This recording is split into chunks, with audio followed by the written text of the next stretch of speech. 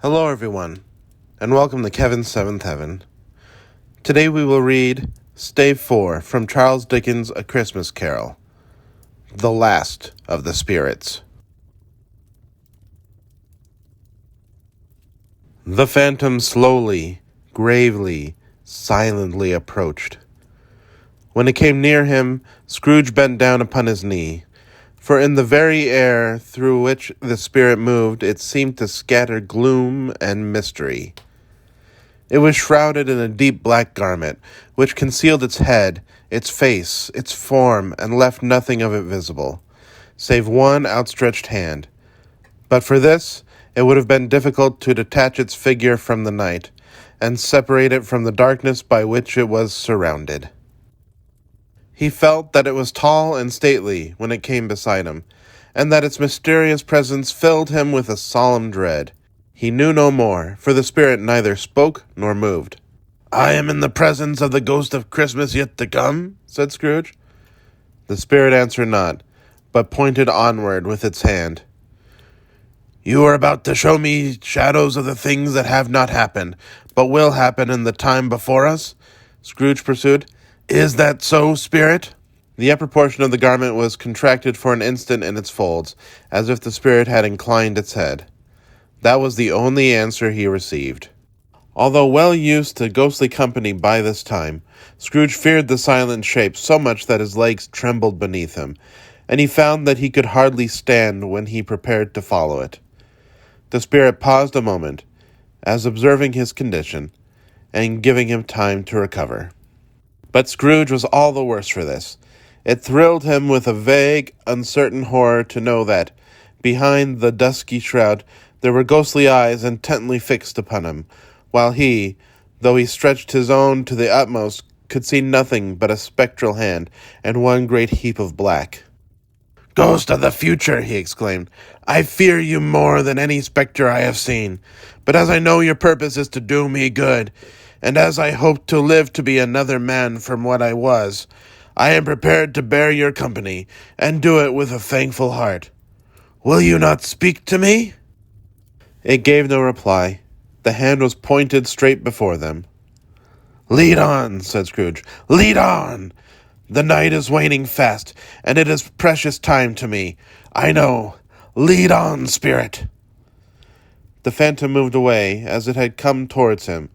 Scrooge followed in the shadow of its dress, which bore him up, he thought, and carried him along. He scarcely seemed to enter the city, for the city rather seemed to spring up about them, and encompass them of its own act. But there they were, in the heart of it, on 'change, amongst the merchants, who hurried up and down, and chinked the money in their pockets, and conversed in groups, and looked at their watches, and trifled thoughtfully with their great gold seals, and so forth, as Scrooge had seen them often. The spirit stopped beside one little knot of businessmen. Observing that the hand was pointed to them, Scrooge advanced to listen to their talk. "No," said a great fat man with a monstrous chin, "I don't know much about it either way. I only know he's dead." "When did he die?" inquired another. "Last night, I believe." "Why, what was the matter with him?" asked a third, taking a vast quantity of snuff out of a very large snuff-box. "I thought he'd never die." "God knows," said the first with a yawn. "What has he done with his money?" asked a red-faced gentleman with a pendulous excrescence on the end of his nose that shook like the gills of a turkey-cock. "I haven't heard," said the man with a large chin, yawning again. "Left it to his company, perhaps. He hasn't left it to me, that's all I know." This pleasantry was received with a general laugh. "It's likely to be a very cheap funeral," said the same speaker, "for upon my life, I don't know of anybody to go to it. Suppose we make up a party and volunteer." "I don't mind going if a lunch is provided," observed the gentleman with an excrescence on his nose, "but I must be fed if I make one." Another laugh. "Well, I am most disinterested among you after all," said the first speaker, "for I never wear black gloves, and I never eat lunch. But I'll offer to go if anybody else will. When I come to think of it, I'm not at all sure that I wasn't his most particular friend, for we used to stop and speak whenever we met. Bye-bye." Speakers and listeners strolled away and mixed with other groups. Scrooge knew the men and looked towards the spirit for an explanation. The phantom glided on into a street. Its finger pointed to two persons meeting. Scrooge listened again, thinking that the explanation might lie here. He knew these men, also perfectly. They were men of business, very wealthy, and of great importance. He had made a point of always standing well in their esteem in a business point of view, that is, strictly in a business point of view. "How are you?" said one. "How are you?" returned the other. "Well," said the first, "Old Scratch has got his own at last, eh?" "So I was told," returned the second. "Cold, isn't it?" "Seasonable for Christmas time. You are not a skater, I suppose?" No, something else to think of. Good morning." Not another word. That was their meeting, their conversation, and their parting. Scrooge was at first inclined to be surprised that the spirit should attach importance to conversations apparently so trivial, but feeling assured that they must have some hidden purpose, he set himself to consider what it was likely to be. They could scarcely be supposed to have any bearing on the death of Jacob, his old partner, for that was past, and this ghost province was the future. Nor could he think of anyone immediately connected with himself to whom he could apply them. But nothing doubting that, to whomsoever they applied, they had some latent moral for his own improvement. He resolved to treasure up every word he heard, and everything he saw, and especially to observe the shadow of himself when it appeared, for he had an expectation that the conduct of his future self would give him the clue he missed, and he would render the solution of these riddles easy.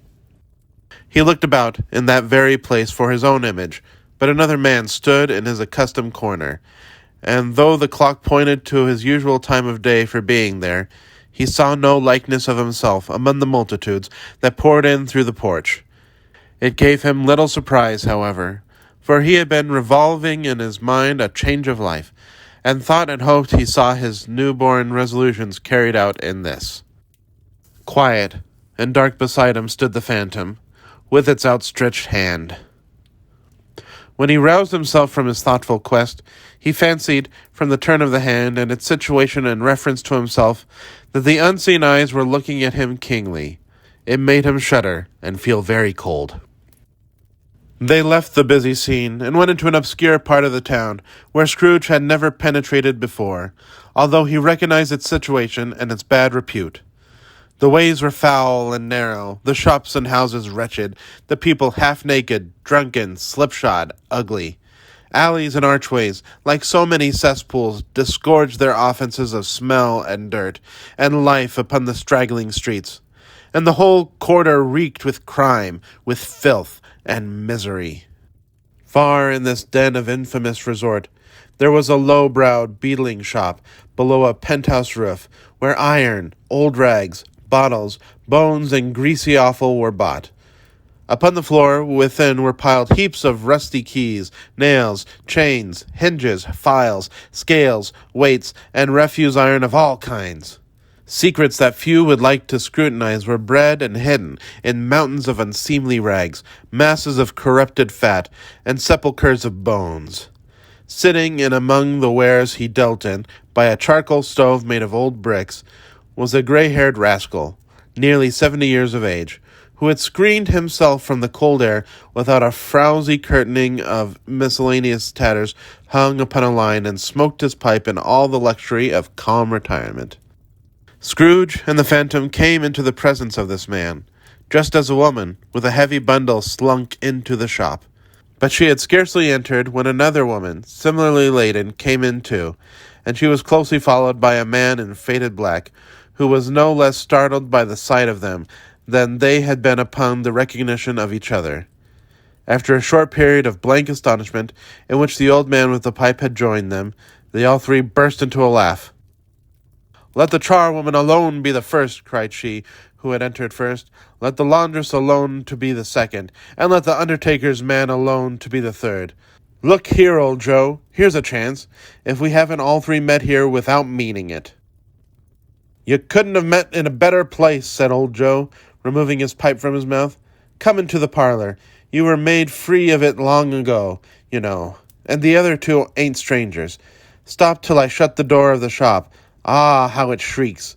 There ain't such a rusty bit of metal in the place as its own hinges, I believe. And I'm sure there's no such old bones here as mine. Ha ha! We're all suitable to our calling. We're well matched. Come into the parlor. Come into the parlor. The parlor was the space behind the screen of rags.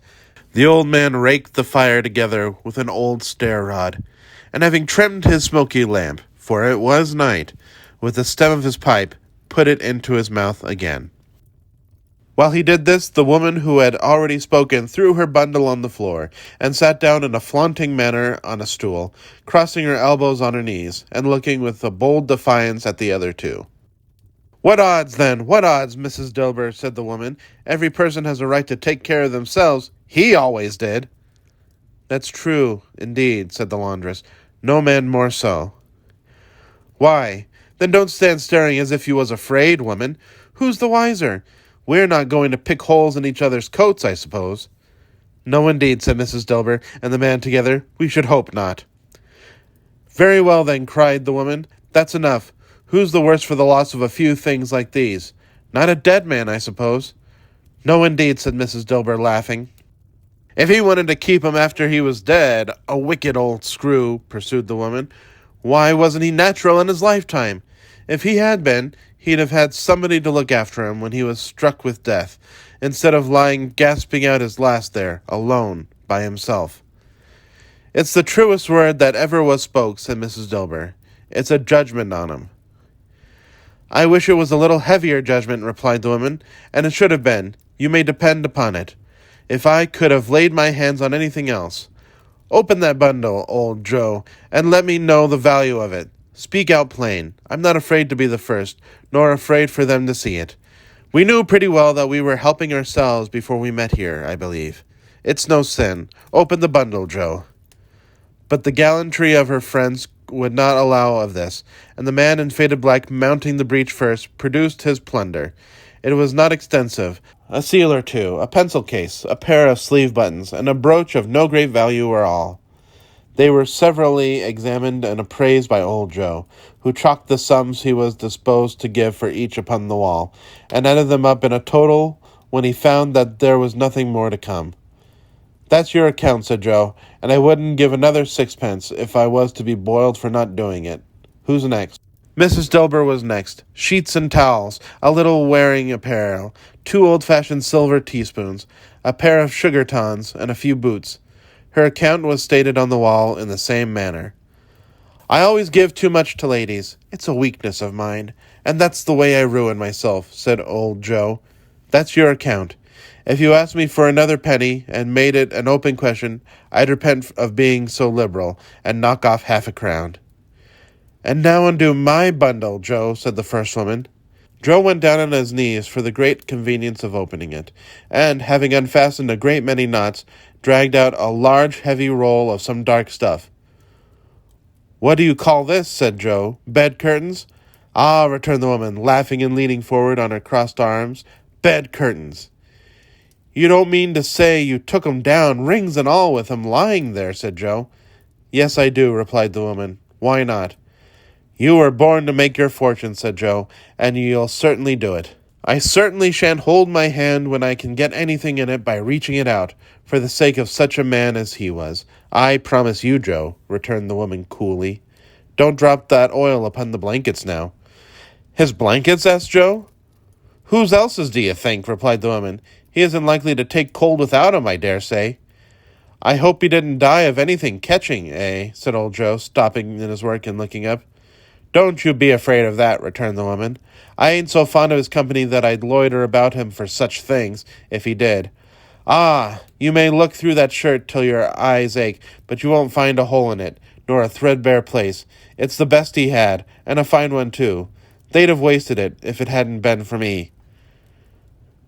"What do you call wasting of it?" "Putting it on him to be buried in, to be sure," replied the woman, with a laugh. "Somebody was fool enough to do it, but I took it off again. If calico ain't good enough for such a purpose, it ain't good enough for anything. It's quite as becoming to the body. He can't look uglier than he did in that one." Scrooge listened to this dialogue in horror. As they sat grouped about their spoil, in the scanty light afforded by the old man's lamp, he viewed them with a detestation and disgust which could hardly have been greater, though they had been obscene demons marketing the corpse itself. "Ah," laughed the same woman, when old Joe produced a flannel bag with money in it, told out their several gains upon the ground. "This is the end of it, you see. He frightened every one away from him when he was alive, to profit us when he was dead. Ha ha ha!" "Spirit," said Scrooge, shuddering from head to toe. I see. The case of this unhappy man might be my own. My life tends that way now. Merciful heaven, what is this?"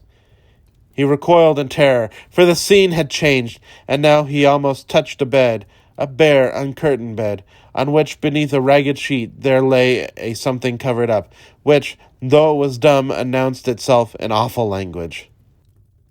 The room was very dark, too dark to be observed with any accuracy, though Scrooge glanced around it in obedience to a secret impulse, anxious to know what kind of room it was.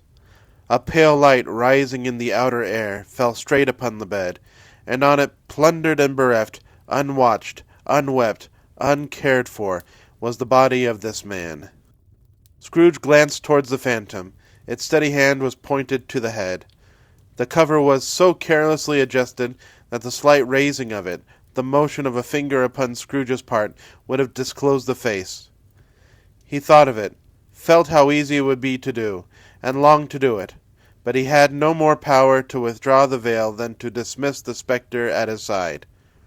"O cold, cold, rigid, dreadful death, set up thine altar here, and dress it with such terrors as thou hast at thy command. For this is thy dominion. But of the loved, revered, and honored head thou canst not turn one hair to thy dread purposes, or make one feature odious. It is not that the hand is heavy, and will fall down when released. It is not that the heart and pulse are still, but that the hand was open, generous, and true, the heart brave, warm, and tender, and the pulse a man's. Strike, Shadow, strike, and see his good deed springing from the wound, to sow the world into life immortal." No voice pronounced these words in Scrooge's ears, and yet he heard them when he looked upon the bed. He thought, if this man could be raised up now, what would be his foremost thoughts? Avarice, hard dealing, griping cares? They have brought him to a rich end, truly. He lay in the dark, empty house, with not a man, a woman, or a child to say he was kind to me in this or that, and for the memory of one kind word, I will be kind to him.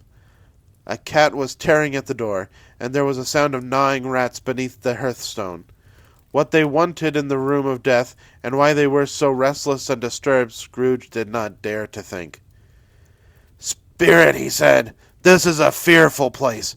In leaving it, I shall not leave its lesson. Trust me. Let us go." Still the ghost pointed, with an unmoved finger, to the head. "I understand you," Scrooge returned, "and I would do it if I could. But I have not the power, Spirit. I have not the power." Again it seemed to look upon him. "If there is any person in the town who feels emotion caused by this man's death," said Scrooge, quite agonized, "show that person to me, Spirit. I beseech you." The phantom spread its dark robe before him for a moment, like a wing, and withdrawing it, revealed a room by daylight, where a mother and her children were.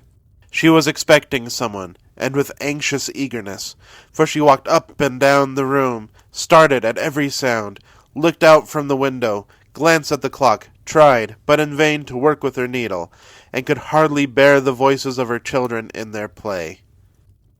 At length, the long-expected knock was heard. She hurried to the door, and met her husband, a man whose face was careworn and depressed, though he was young. There was a remarkable expression in it now, a kind of serious delight of which he felt ashamed, and which he struggled to repress.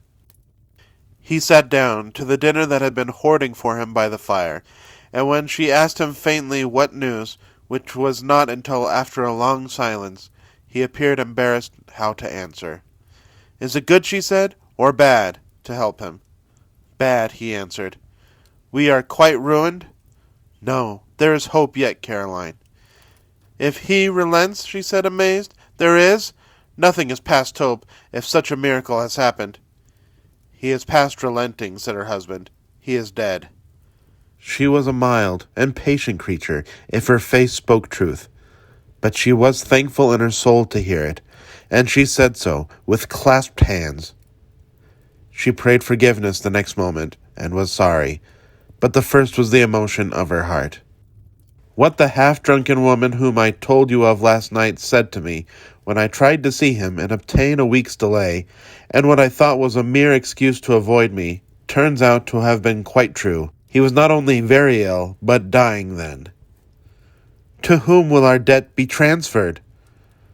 I don't know, but before that time we shall be ready with the money, and even though we were not, it would be a bad fortune, indeed, to find someone so merciless a creditor in his successor. We may sleep tonight with light hearts, Caroline.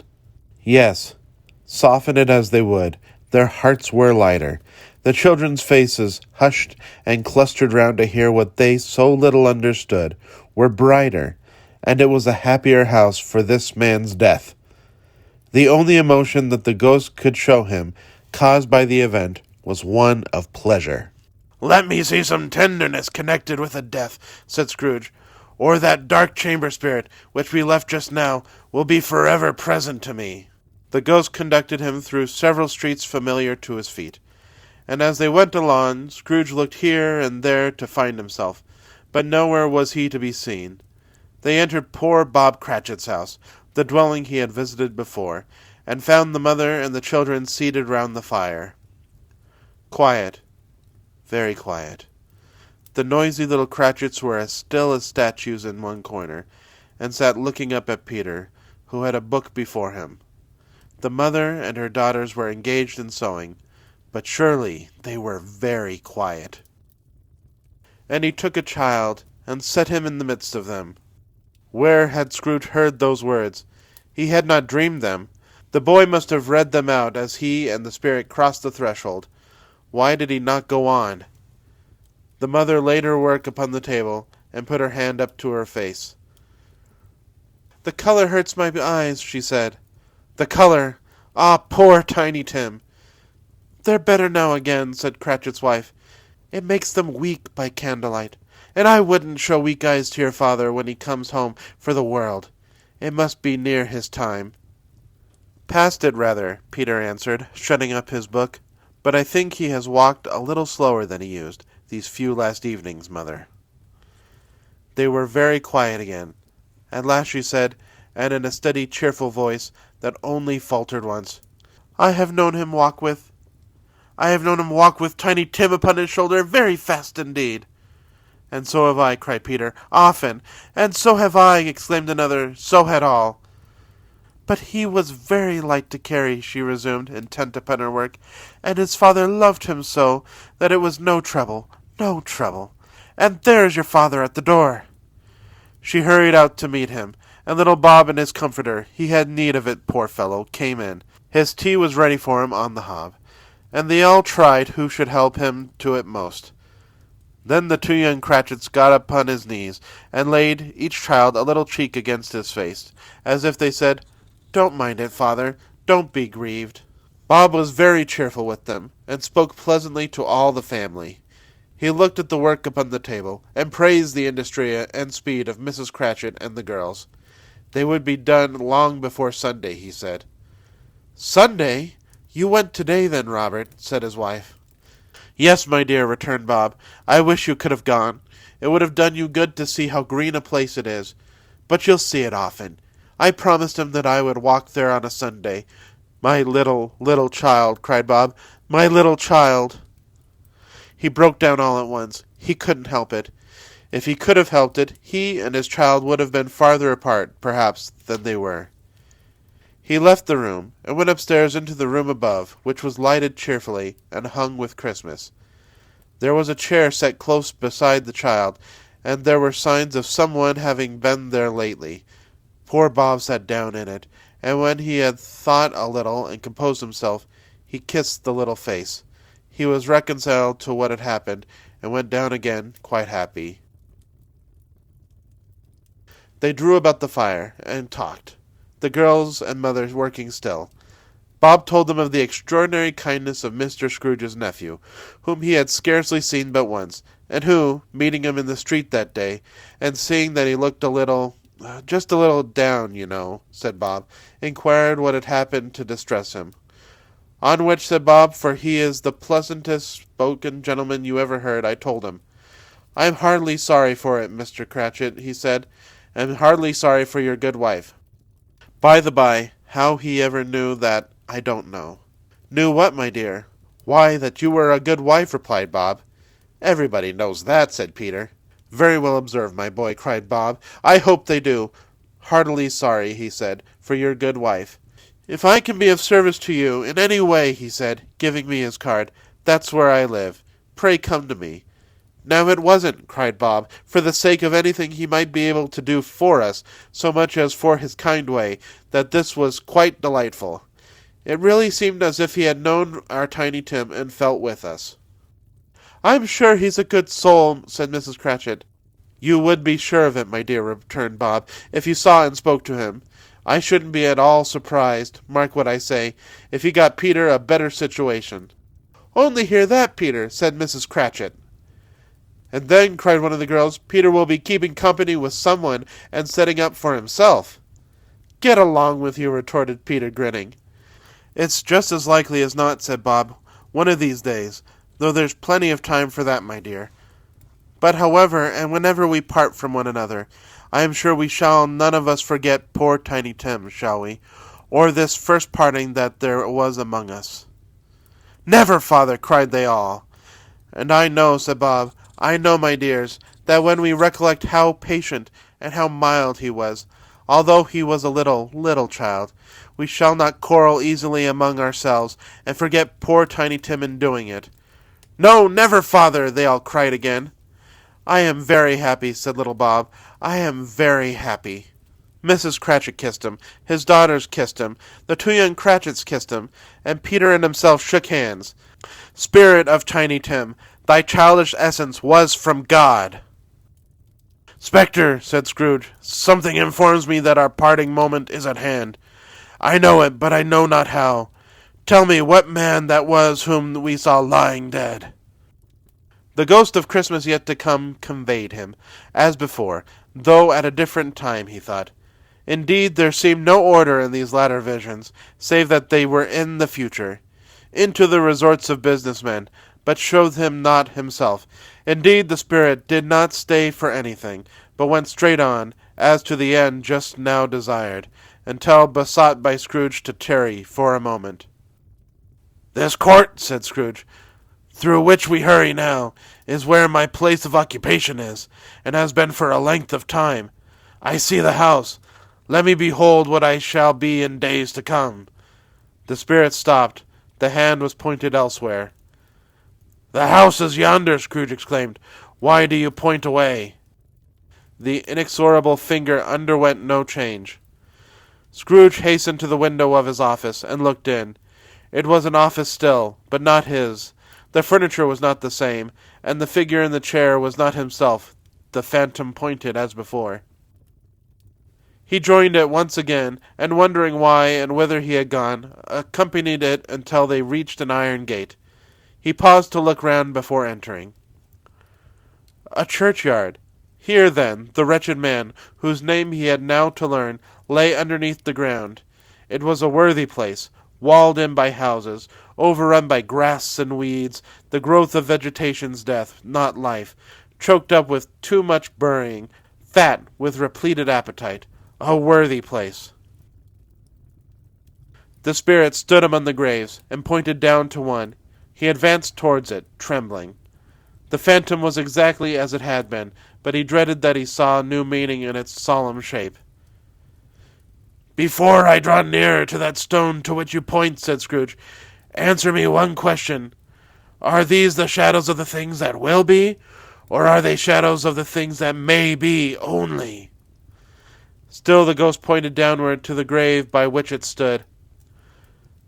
Men's courses will foreshadow certain ends, to which, if persevered in, they must lead, said Scrooge. But if the courses be departed from, the ends will change. Say it thus with what you show me. The spirit was immovable as ever.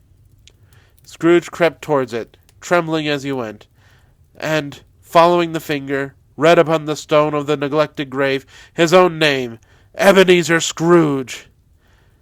"Am I that man who lay upon the bed?" he cried upon his knees. The finger pointed from the grave to him, and back again. "No, spirit! Oh, no, no!" The finger still was there. "Spirit!" he cried, tight clutching at his robes. "Hear me! I am not the man I was. I will not be the man I must have been but for this intercourse. Why show me this, if I am past all hope?" For the first time the hand appeared to shake. "Good spirit," he pursued, as down upon the grave he fell before it, "your nature intercedes for me, and pities me. Assure me that I yet may change these shadows you have shown me by an altered life." The kind hand trembled. "I will honor Christmas in my heart, and try to keep it all the year. I will live in the past, the present, and the future. The spirits of all three shall strive within me. I will not shut out the lessons that they teach. Oh, tell me I may sponge away the writing on this stone." In his agony he caught the spectral hand. It sought to free itself, but he was strong in his entreaty, and detained it. The spirit, stronger yet, repulsed him. Holding up his hands in a last prayer to have his fate reversed, he saw an alteration in the phantom's hood and dress. It shrunk, collapsed, and dwindled down into a bedpost. Thank you for listening to Stave 4 of Charles Dickens's A Christmas Carol. Please like, comment on, and share this video.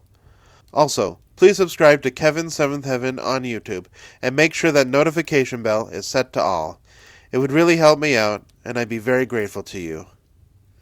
Anyway, ta-ta for now. Merry Christmas. Love you all.